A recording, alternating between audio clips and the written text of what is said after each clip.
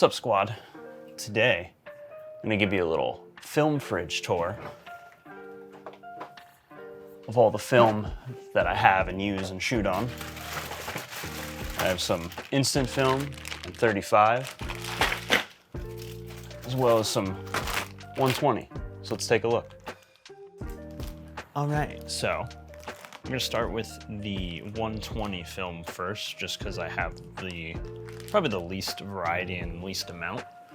So let's do that first. Obviously, by the bag, if you couldn't tell already,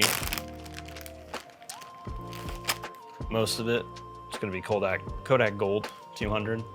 Definitely one of my favorite film stocks. Although it has a very low base ISO of 200, I think this film is just like very flexible in how you can use it, your use case, etc. I mean, you can shoot this at 400, you can shoot it at 100. I'm definitely a big fan of shooting this at 100. It gets like really punchy and like crunchy colors to it, especially for like beach photos and stuff. And that's kind of why I bought these, is because I'm doing a project that I'm currently working on called the East Coast Project. I'll link it down below for the darkroom prints if you are interested. But basically just going around taking pictures of different like East Coast beach towns and just everything involved with that kind of style, people living and everything like that. Growing up, I went to beaches a lot. So I shot some of this gold while I went up to Maine for the Maine trip that I did a little while back, if you saw on social. And I used some, Kodak Portra here and there, but I got a lot of the shots that I really liked came from gold shooting at 100 ISO. So I decided to bulk up on it. It's really cheap now. I think it's like 32 bucks here and there, depending where you get it from, but it's really cheap for a 5-pack. So I stocked up on some. I have, what is it?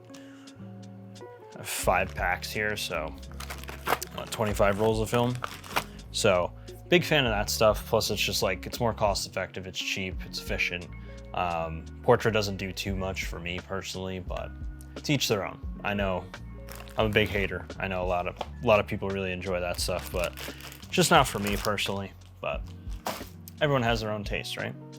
So, and then I have a little small case here, little small plastic case here of just some oddballs. So I have, starting first, I did have 2 packs of this Cinestill 800T here, but I am actually shooting one currently, just documenting my buddy currently who is pulling apart and rebuilding an engine in his car. So I just wanted to test it out on the RB and just kind of document his process and see how it goes, see how it turns out on the medium format. Just thought it'd be something interesting.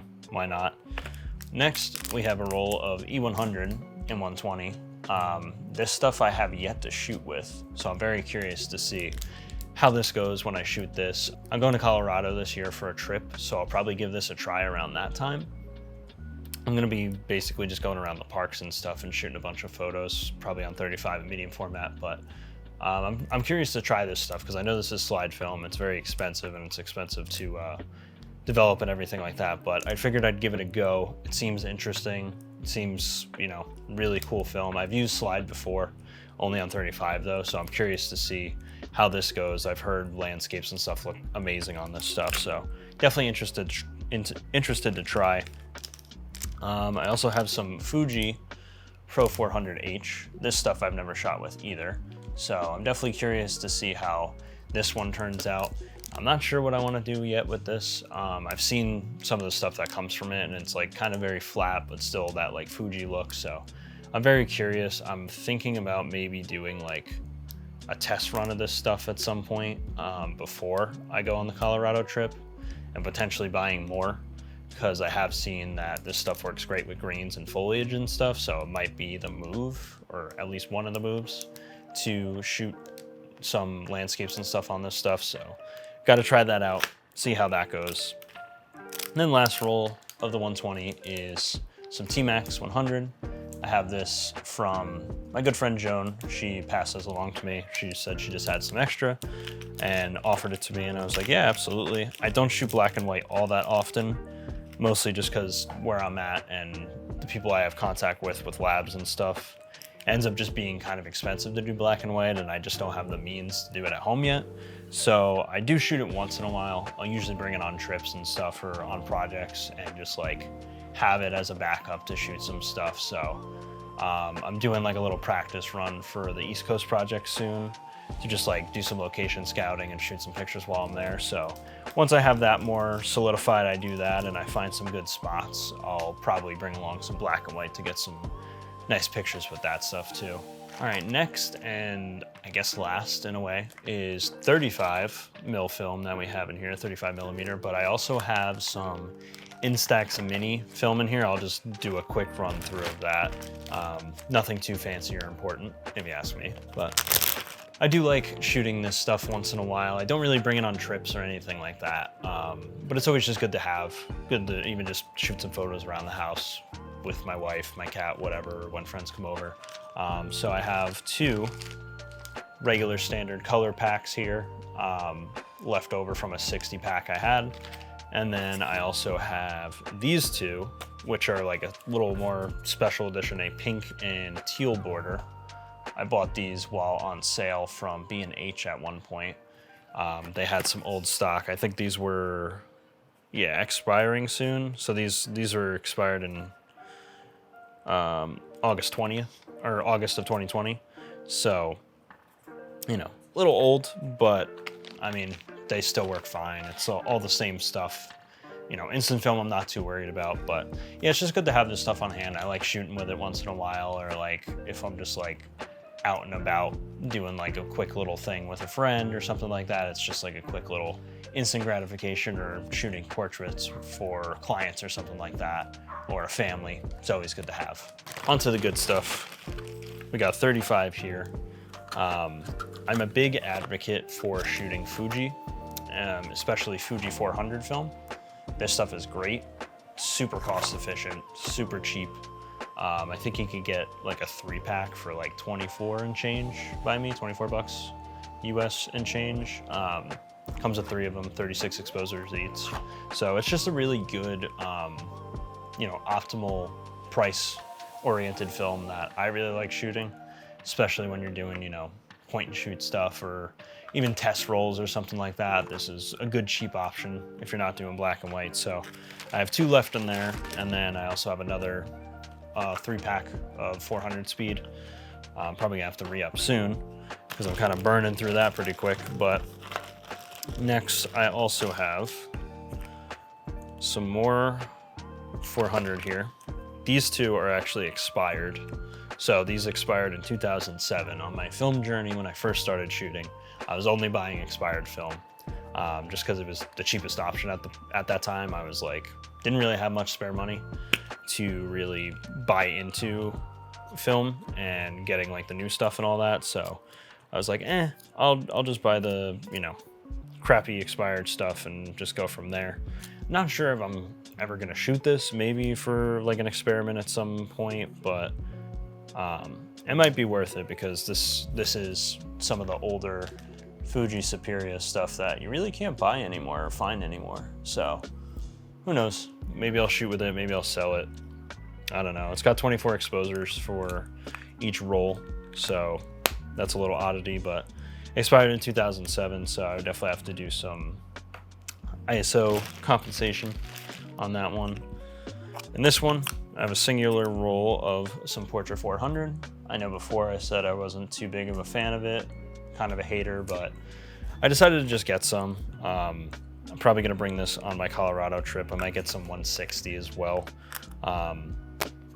For either a point and shoot, or I might bring the Nikon FG or something like that and shoot some photos with that. Mostly gonna do medium format, but gonna have another 35 just to have on hand.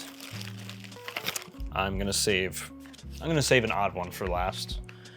Just recently picked up some Harman Phoenix 200. I know I'm kind of late to the party here, but decided to give this a try. Haven't shot it yet. I may just make a video out of it, we'll see. I don't know, I haven't decided on what I wanted to do with it yet or what I want to shoot, but I am definitely curious to see the results of this from what I've seen online. It looks pretty cool. So I'm definitely curious to see how this works out. I don't think it's going to be a go-to film for me. I think it's just more something to try and see how it goes and go from there. But, you know, I'm always down to try something new and see how it goes. And another box we have here is some good old Cinestill. This is the 400D 400 daylight version. I haven't shot with this stuff yet. Obviously, I've shot with the 800 before. Very big fan of that stuff, but I'm gonna go to a car show with some buddies of mine in a month or two, and I think I'm gonna bring the point and shoot and have this in there for some just cool car shots. I think this would just be a good film stock for that stuff. I think it'll come out pretty cool. A lot of like Japanese JDM cars and stuff like that, so I think it'll be kind of like a cool like movie-ish stock to use. And then the best for last, not sure what I want to do with this. Very heavily expired, but this was again in only buying expired days of film shooting for me. But some good old Kodak Select EliteChrome 200. This stuff you cannot find anywhere. Pretty sure I didn't spend like a crazy amount on this, but it definitely wasn't crazy cheap either. But this stuff is cool. This is slide film. Don't make it, don't sell it anymore. I don't even know what the expiration is on this, to be honest. It's definitely old. Oh, here we go. 1999. It's an oldie but a goodie. But it's definitely kind of hard because a lot of people say that you can't shoot expired slide film just because of the color shifts and everything, and it's like there's not much ladderability in the negatives, but I have shot one of these before. I might put up some samples now.